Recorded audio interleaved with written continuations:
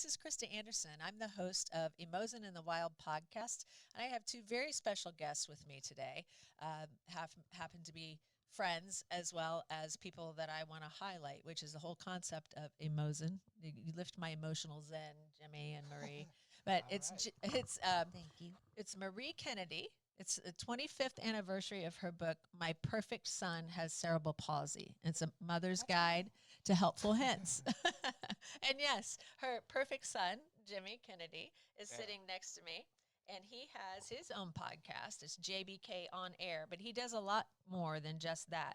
And we'll be talking about that today. Thank you guys for joining me. Thank you for inviting us. I was Thanks for so having us. excited. Yeah, you're so welcome. I want to. I do have questions because I was it's a profound experience, with being a mother and realizing, oh, it's not my son that has to change. It's maybe me, my parenting or something like that. Most parents don't go there, but that's kind of the theme I got from all of that. Good. Well, I tried to write the book that I wish I could have found to read. Ah, yes. You know, yes. I mean, and I said, and I still say, Jimmy's the one who does all the work. He does all the therapy and everything. Yeah. But I have to be okay about it and help him have a good attitude to be able to do it. Yes. And Yes. it, I just tried to explain how we told our family the feelings I had when I share my book with someone or someone. I always ask, how did you feel about it? Not what did you think about it, because I'm a real feeling Feeler. person. Yes. Yeah. Yes. I mean, if I can't feel it, then it's not that important to me. Or eat it. So. But, and I don't know that I'm right. I don't have a license or anything. I just share my story, and that's what's always been effective for me is when people share things with me and tell me what they did or how they felt, and then you just don't feel as alone. And I think that's so big. the thing, because when something is a big change in your life or it's not as you expected, then you do feel alone. Mm-hmm. And you kind of got to figure out, what do I do now, and how do I do it? And I want to mention too, I've met you guys within the last year and a half, gratefully so. But I do want to acknowledge that there is a major force in both of your lives that I didn't have the pleasure of meeting, and that's Chooch, right? Chooch Kennedy. Mm-hmm. And I feel him with you guys all the time. And I wanted to mention him because you weren't parenting Jimmy alone, No. right? Yeah, your No. dad was No, a major no, part I of had that the too. I had the best dad in the world. Him being a musician, carpenter, Renaissance man. He's capable of building or creating anything. So, Oh, that you know, tell me about that. So he built a lot in your house, well, didn't he? for folks who are listening from this in Indianapolis, he had a band, Cheech and the Enchanters. Was a entertainer for 40 years in town. But when it came to building the house for me, he built my room, the Wow. the studio and office that I broadcast from now. So, a Wow. lot of the foundational stuff and things that are giving me a comfortable life now is thanks to Dad. So, Yeah. yeah. We were married 28 years, and he passed away almost 7 years ago. Yeah. Yeah. Yeah.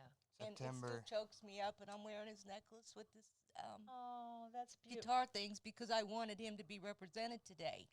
So And it's okay if I cry, because that's just what I do. I cry when I public speak. I cry when I talk about him.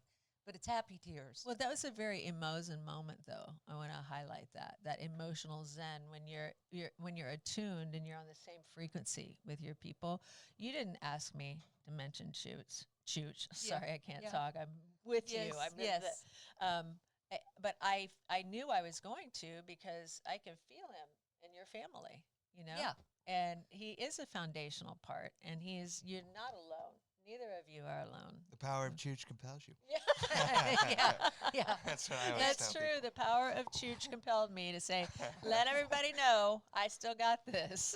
And that's something I talk about in the book too, is that there is there was such a difference in thank you in how we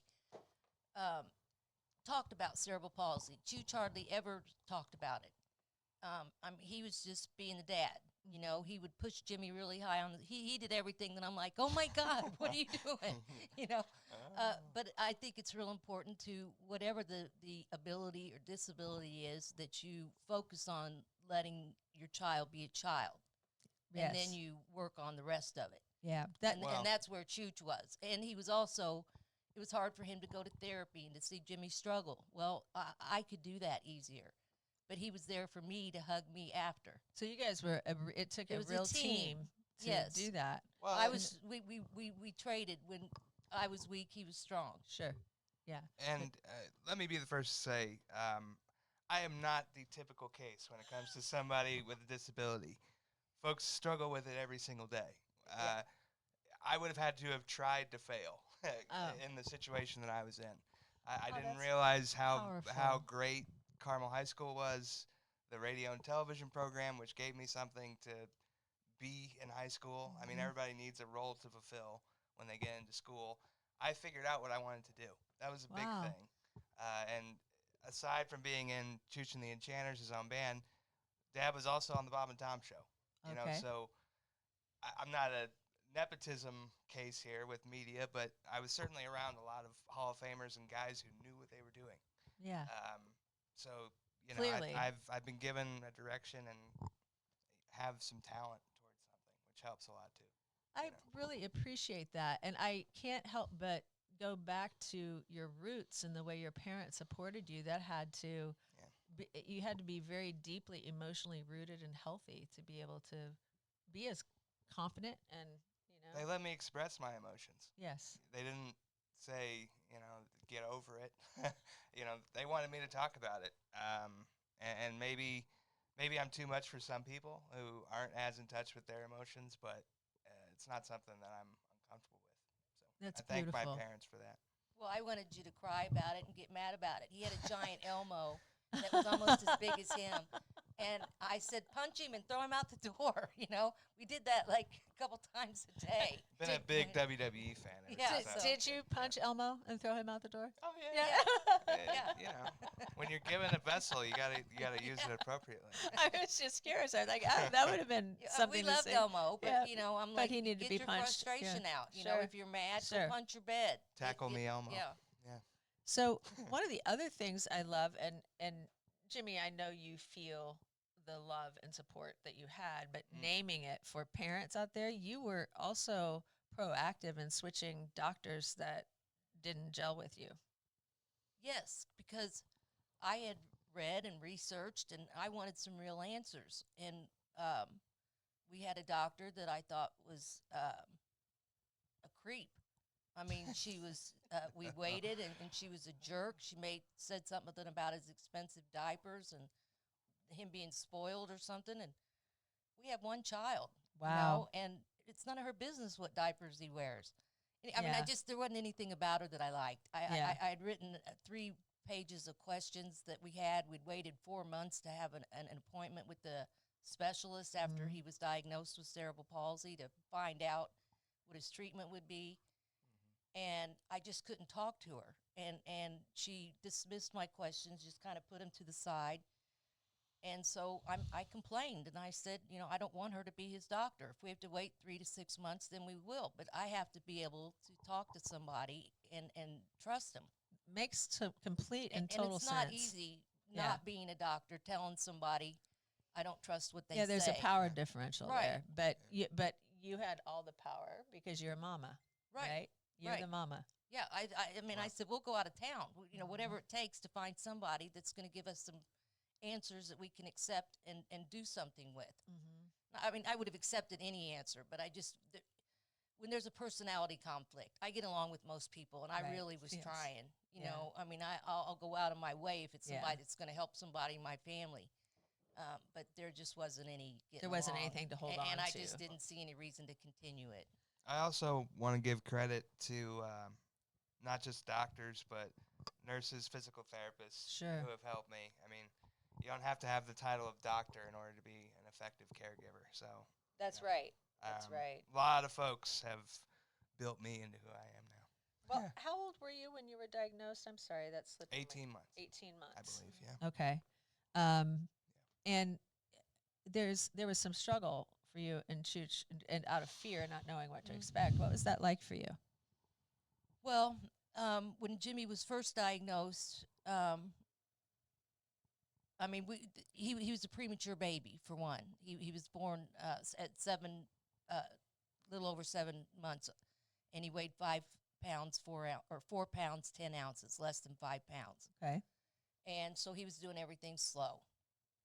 And everybody on his regular appointments to get his shots, they would say he's a preemie, he's going to catch up, and he wasn't. So after about a year or so, we took him to a neurologist that was suggested to us by another doctor or by his pediatrician. And once we found out he had cerebral palsy, we really didn't know much more than that. And Chooch and I both came home and thought, is it our fault? Did we do something wrong? Chooch was older. I was older. I mean, I was 31. He was 42. Is it genetic? You know, So you started asking questions immediately. Right. Yeah, why? Not why me, but why. Just why, yeah. Right. And what do we do about it? And really, it could be, cerebral palsy is a huge umbrella that covers almost everything. You can be severely disabled to, like Jimmy, being able to speak and talk and walk. I mean, he does wear braces, and he has worked really, really hard to be able to do all those things, and he continues to have to do that. But yeah, we struggled with understanding it, and just being okay with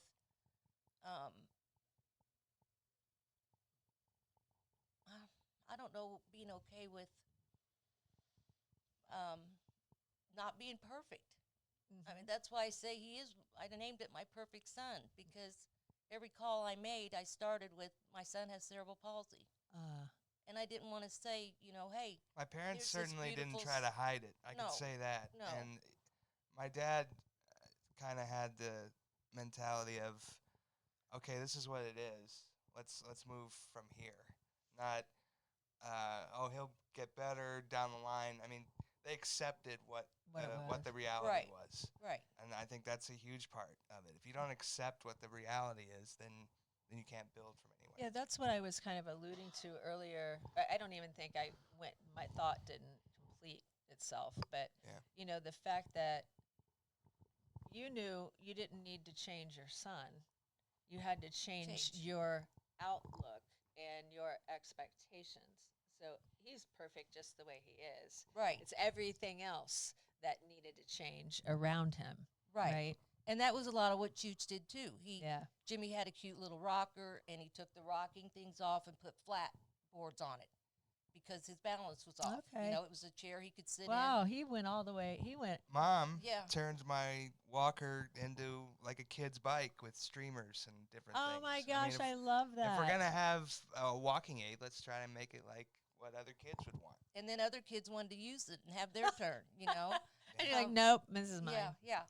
And he put rails on things, and we walked through the house and saw where Jimmy would grab and hold on to, so he'd put a handle there. What things you don't even really notice, but attuned parents. as you go through, it allowed him to walk. It's still today, walk through the house without a walker or his braces or anything. He's got something sturdy to hold on to. All of our furniture is really sturdy. That's really, thank you for those are just sharing little that. things you can do. Yeah. That don't change everything, but it makes everything easier. But you have turned lived experience into invaluable shared wisdom. That's the fact. We're pretty great. Yeah, you are pretty great. You are pretty great. And I know there are other things I want to mention. I could go on about that forever, but I want you to. So again, her book, My Perfect Son, has cerebral palsy. It's 25th year, right? Yes. It's its 25th anniversary. But tell me about the others that you've brought to share. Also, right after I published this book, we self-published the book. I did send it to several publishing companies, and I got some good response, but most of it was add more medical. And as a mother, I didn't want to read another book that was a bunch of medical information because every child's different, Right. and I don't want a medical degree. I just want to know about mine. Right. So Chooch believed in it enough too, and I say that because he was the money guy. I was the stay-at-home mom, and if we spent money, we talked about it. And Right. it wasn't that expensive, but it was expensive for us, him being a carpenter, musician, self-employed. And we went to a place in Bloomington, Author House. It's called First Books now. I was probably one of their first customers. Oh, wow. And, we drove to Bloomington because we were spending over $1,000. We weren't going to do it online. Jimmy went with us too. Yeah. You want to know an interesting fact about Author House? I Yes. just found this out. Yeah. Oprah's significant other, Stedman, had his book published Really? through Author House. Yeah, So Richard Lugar did too. A lot of people that are speakers do something like that so that they have books Wow. to sell when they Okay. go to events Yeah. and they don't have to go through someone else. So Don't Author badmouth House in Oprah. Bloomington is what it's Yeah, called. but now it's First Books. They First changed Books. it. Okay. What were Um, you saying? don't badmouth Oprah. Yeah, yeah, okay. Oh, but my other books. Right after I self-published that, I saw a contest for Chicken Soup for the Mother's Soul, which everybody was reading at the time, and it was online, and they wanted subject was special needs parenting. So I wrote a story about Jimmy getting a pair of shoes that he could wear without his braces. First pair that Chooch and I were able to buy regular shoes for him. And not to brag, but it was really good. And I mean, I knew. Well, it was in the book. Right? Yeah. Well, I knew when I hit send that I thought I was going to win. Yeah. And I learned a little bit of a lesson because I was in several writing groups online, and several of them were special needs mothers. And so I, immediately go in and say, hey, I just entered this contest for Chicken Soup for the Mother's Soul. Well, a couple of these other moms entered too. And then about 3 months later, I get a letter saying you're in the top 10. Wow. We're going to pick pretty soon who the winner is. And I'm pretty excited, so I go back into the group and say, oh, my God, I got picked in the top 10. Well, another mom said she was in the top 10. And I'm like, what? So, Excuse me. yeah, and there's only one winner. Yeah. And so, anyway, I won, and instead of $250, you get $500 because it was a contest. Okay. And I also got a letter with Chicken Soup letterhead that said, congratulations, you're in a New York Times bestseller. And Chicken so, Soup for the Mother's Soul, too. congratulations on that, too. Thank you. And I'm on page 69. So All right. you always There you remember go. that. Yeah. No, it's just, Yes, you do. it's just one of those numbers. And then the other book is, But You Know What I Mean. And this is something I would say a lot. A friend of mine. You wrote do say this- that a lot. Yeah. But you know what I mean. Yeah, but you know Yes. what I mean. I even forget his name. I don't know what she means. Robert Fulton Jr. He wrote Okay. a book about editing, which Okay. I need to edit my text. I mean, Jimmy can tell you.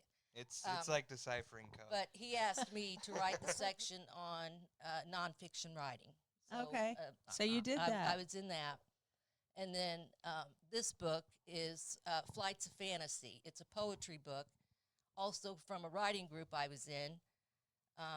And they were putting a poetry book together, and I entered one of Jimmy's poems when Wow. he was a freshman. I didn't say how old he was, but it ended up being published. And so that's Jimmy being This published. is Jimmy being published Okay. as a freshman. I got a B on the poem.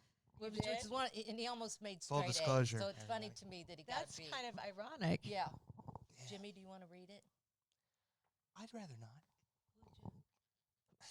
I haven't read it in a while. Would you I like know. me to read it? That's Or right. you, Krista, you read I it. can read it. You're the Yeah. host, Krista. Go Okay, ahead. I'll read it. You- yeah, it's Hang just on, a I little gotta short poem, and listen. I think it says a lot about what we're talking about too. I think. Where I'm From by James B. Kennedy III. I am from the grass in my backyard that cracks like crickets as I walk on it, and the Clorox that washes out my dirt stains if I fall. I am from the sweet cinnamon rolls and freshly made orange juice in the morning. I am from the quiet and peaceful place everyone would want to live in. I am from the sandbox I used and the swing I used to be pushed in. I am from my family movie and the laughter that follows from my dad, mom, and me.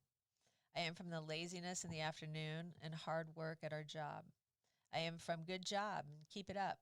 I am from Indiana and Ireland with meat and potatoes on the stove.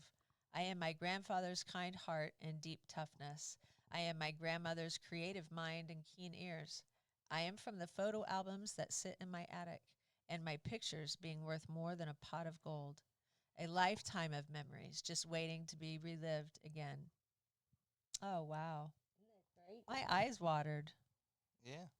It says at the bottom here, Jimmy is a young teen, which he's not a young Not teen. no mo. But his mother, Marie Kennedy, wrote a book about him titled My Perfect Son Has Cerebral Palsy. Is it cerebral, cerebral? Either way, I'm Thank not- you for. Cerebral. Thank you. Okay. Oh, Yeah. Thank you for letting me say it's okay. I just marked it. thank you for letting me read that. I'm so honored that you guys brought all of that because you've done all of that. But Jimmy is multi-talented too. You were. Hang on, I just lost my list. But what I was going to, you produce your own podcast, which I've already I do. mentioned. But you Yes. also have a series out there. Is that right? Pardon?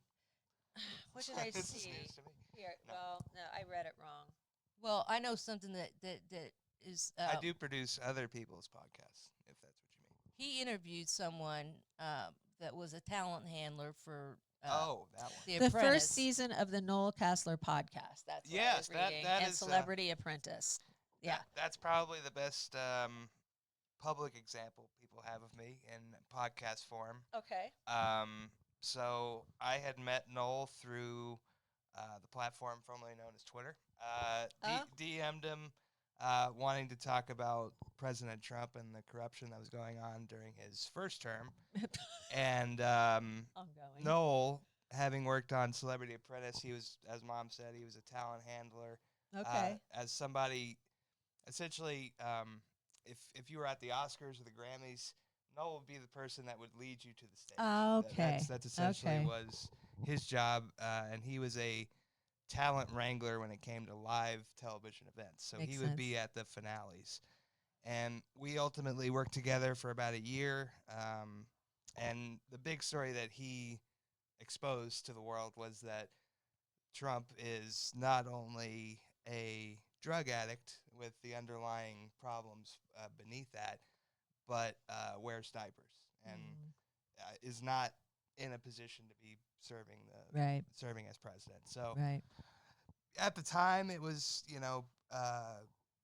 a good thing. I don't know if it helped necessarily considering where we're at, but it's something that I felt motivated to do. Well, I think, the more that people talk about the truth of what's happening, the more we can get back to. Also, that's not to demonize President Trump. If he has a problem, he should seek help. He should seek help. That's it. That's what I'm saying. That's the whole thing. So, Yeah. And that's where I was going. That's the whole point. We want everybody to be the best version of themselves, right? Right. And that's why I invited you guys. You guys Yeah. make me the best version of myself. You do that for each Aw. other. Oh. Thank you. Yeah. Thank No, thank you. And I like the way that you guys work together. I want to make sure I didn't miss anything else because you've got some great stuff. I did work Yeah. for the Colts too for a 4-year stretch. Oh, you did? Interned for them, yeah.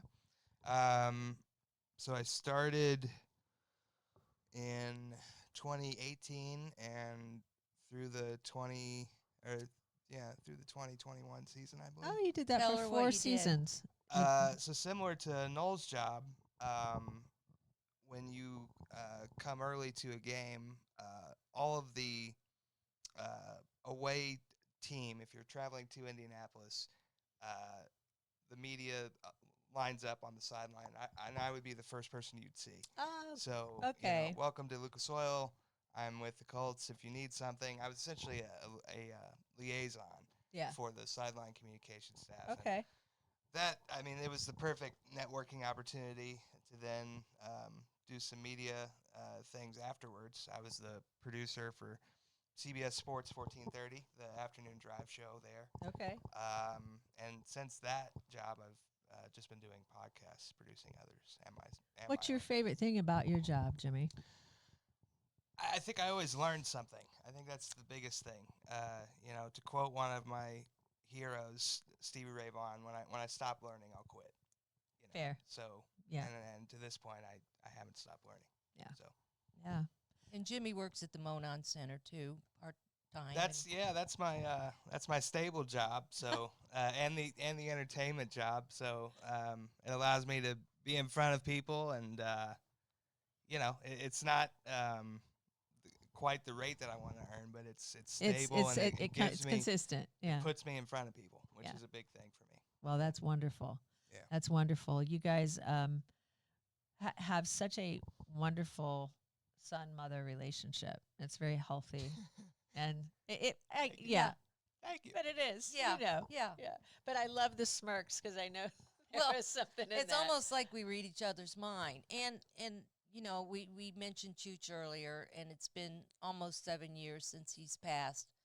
But, you know, not only did we live and love together for that many years, but Jimmy and I grieved together. right. And he was an adult. He was 25. He's 31 now. Yeah.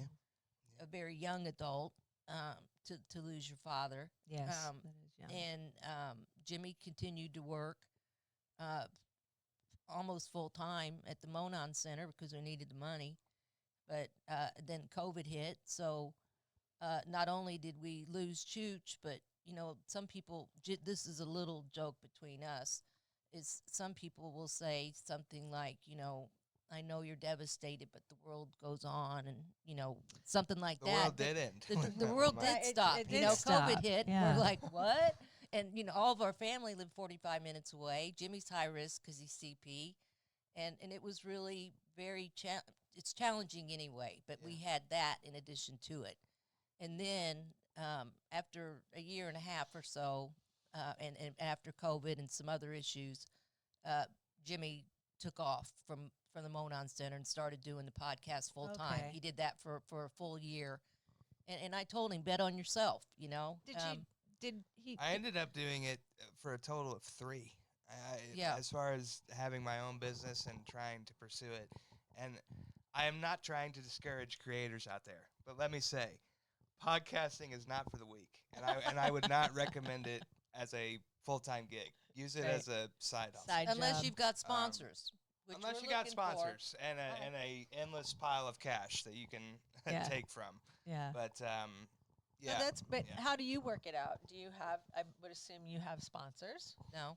No, I don't. Not no. anymore. You're just doing Entirely it yourself. independent. Okay. And the people that I talk to, I book. Oh, So, okay. And Okay. he's got a few subscribers. You can subscribe. But can there's so donate many $10 that, a you know, month. it's hard to get subscribers. But I think for me, him doing this is similar to Chooch playing music. You know, that's his outlet. That's Makes his sense. creativity. Yeah. You know, I do all kinds of crazy things. You know, the way I dress, the things I paint and do, and you know, I'm figuring out who I am. You know, because I'm not a wife anymore, and I'm still a mom. I'll always be his mom, but he doesn't need me. Right. You know, where that was my full He time. doesn't need you the same way. right, Like, right. The same way. He still needs you. So Yeah. you know, what am I going to be and do? So I'm still figuring that I out heard a little bit. over here from you. What are you Yeah. thinking about? Oh, just like you said, I think the dynamic has changed as I've gotten into my 30s. But Yeah. Where you're the I parent. still need my. Yeah, really, it has sort of switched. Having a single mom is like having a daughter, or at least I would. Yeah. It's got to be close. That's fun. So Well, especially if It's- you're the one keeping her in check about things. Yeah. it's my Yeah. responsibility and joy, people. So thank you.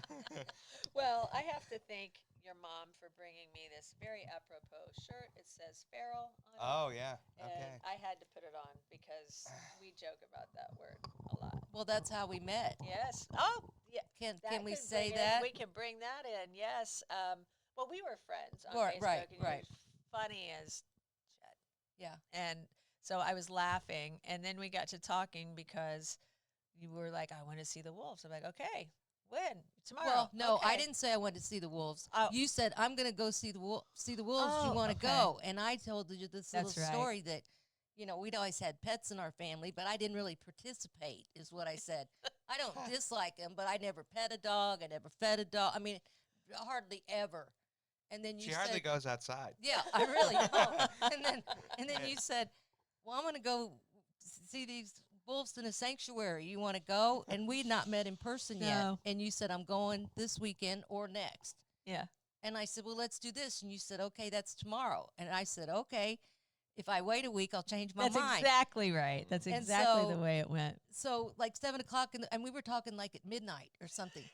And then like at 7 not o'clock in the kidding. morning, you pull in and pick me up. And I walk into Jimmy's room and I'm like, hey, I'm Okay, leaving, you I'm know, leaving with this lady I met online, and we're going out of town to meet these wild wolves. And he's like, what? Yeah, And I said, don't Aren't I- you even kind know of anymore. freaked? I have to sign a waiver. And he's like, what? I'm So- sorry. Who You're are you? tickling me. Thankfully, you weren't eaten alive. No. But it on was that such trip. a great experience. I mean, it was so beautiful. The trip, everything. Yes. I mean, it was It was cloudy. It was like meant to be. it was like that day. mystic and Yeah. mysterious, and I mean, the weather was, Yes. and then the wolves, and we just became like we'd been friends forever Yeah. because of that experience. I think. And the wolves loved her. They were very gentle. They loved Yes. you. Yeah. So And I knew they would. and what we're talking about is it's a place called Wolf Creek Habitat in Brookville, Indiana. I used to volunteer there, and now I sponsor wolves and just take people whenever they want to go or just go. It's my reset place. So yeah, but Once was enough for me, but I'm glad I went. I said, I'm glad you yeah, a went wolf too licked my because face. I'm brave. they love you. Yes, yes. But thank you guys for joining me. That's it for today's Emozen in the Wild episode with Jimmy and Marie Kennedy. And thank you for tuning in. Until next time. Bye. Thank you.